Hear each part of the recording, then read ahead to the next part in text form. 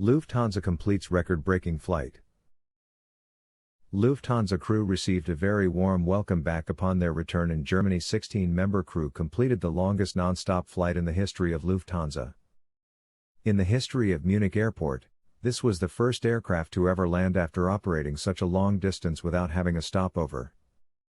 Today at 1:24 p.m. the crew of the Lufthansa record-breaking flight received a very warm welcome back upon their return in Germany.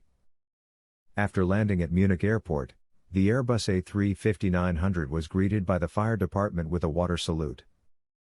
The Lufthansa crew was welcomed by Stefan Kreuzpaintner, Lufthansa Chief Commercial Officer and Hub Manager Munich, along with the CEO of the airport, Joost Lammers.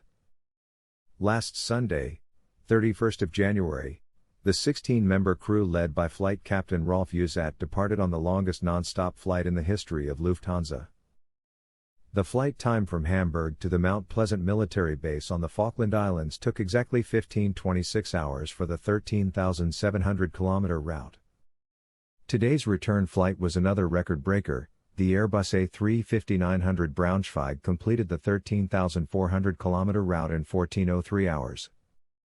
In the history of Munich Airport, this was the first aircraft to ever land after operating such a long distance without having a stopover.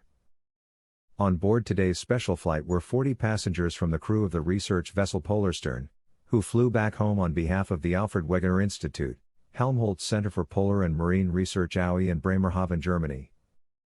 Because the hygiene requirements for this flight were extremely strict, this round trip will go down in the history of Lufthansa. The passengers and crew were required to quarantine for 2 weeks before this flight in a hotel in Bremerhaven. The entire duty trip took a total of 20 days for the crew. No other crew had recently completed more duty days coherently.